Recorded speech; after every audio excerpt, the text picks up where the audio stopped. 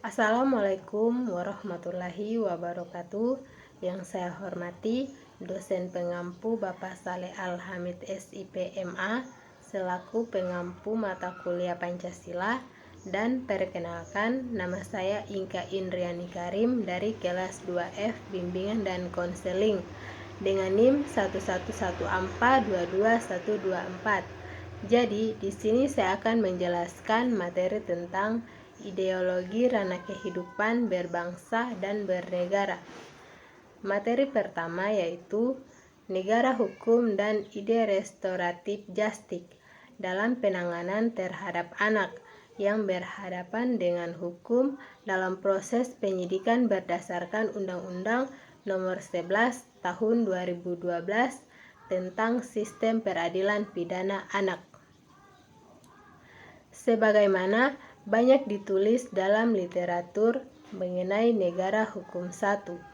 Pada umumnya, negara hukum diartikan sebagai negara di mana tindakan pemerintah maupun rakyatnya didasarkan atas hukum untuk mencegah adanya tindakan sewenang-wenang dari pihak pemerintah atau penguasa, dan tindakan rakyat yang dilakukan menurut kehendaknya sendiri.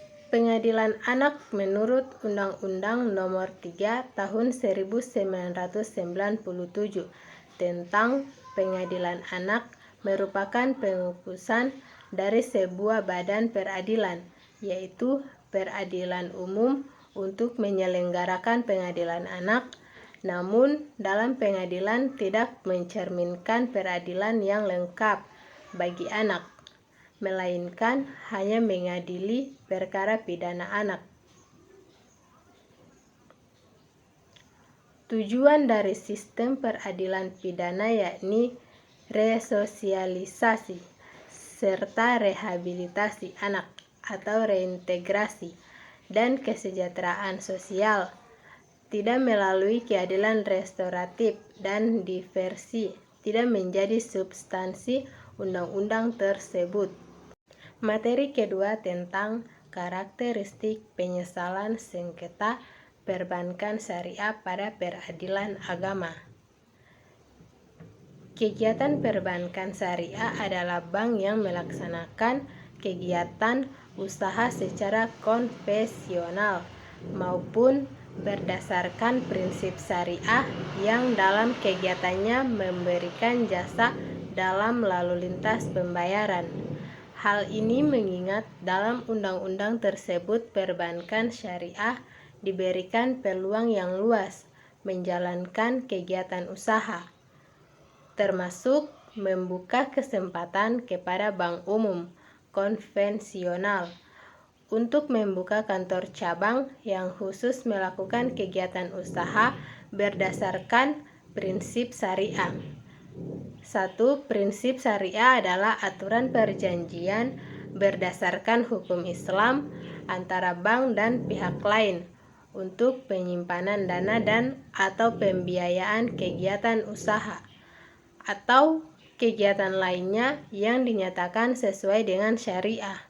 Di sini terlihat bahwa Indonesia berlaku dua sistem perbankan, yaitu sistem konvensional yang menggunakan sistem bunga dan sistem syariah yang berlandaskan pada ketentuan Islam. Materi ketiga tentang menyelesaikan kebakaran hutan dan lahan atau karhul. Materi keempat tentang Pancasila sumber nilai keberagaman beragama bangsa Indonesia. Sebagai kita ketahui bahwa Pancasila dari segi filosofis merupakan stats fundamental, norm atau pokok-pokok kaidah negara yang fundamental yang dalam ilmu hukum mempunyai kedudukan yang tetap, kuat, dan secara yuridis tidak dapat diadakan perubahan terhadapnya. Pancasila yang berkedudukan sebagai stat fundamental, norm nilai-nilai yang terkandung di dalamnya meliputi dan menjiwai segenap peraturan perundang-undangan baik dalam undang-undang atau UU dan peraturan lainnya. Materi kelima tentang masyarakat adat dalam pengelolaan wilayah pesisir keadilan sosial.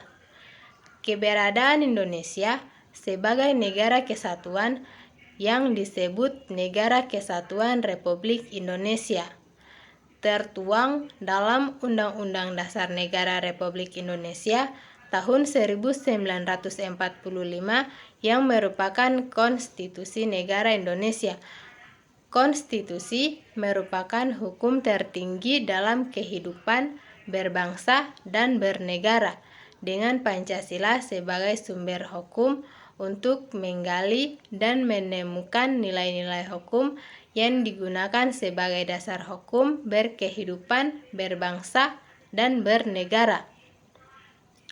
Dalam memanfaatkan dan mengelola sumber daya kelautan dan perikanan, perlu diperhatikan daya dukung dan kemampuan asimilasi wilayah laut, pesisir dan daratan dalam hubungan ekologis, ekonomis, dan sosial. Kesinambungan ketersediaan sumber daya ini merupakan kunci dalam pemanfaatan dan pengelolaan sumber daya kelautan dan perikanan. Materi keenam yaitu dimensi politik keamanan organisasi Papua Merdeka atau OPM. Pembukaan perwakilan di suatu negara bisa diartikan atau diinterpretasikan sebagai pengakuan negara bersangkutan atas perjuangan suatu organisasi tertentu.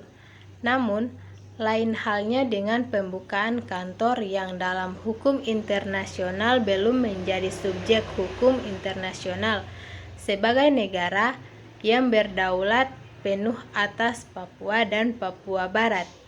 Seyogianya, Indonesia harus dapat bertindak tegas terhadap keberadaan organisasi Papua Merdeka tersebut, baik yang ada di dalam negeri sendiri maupun yang ada di luar negeri.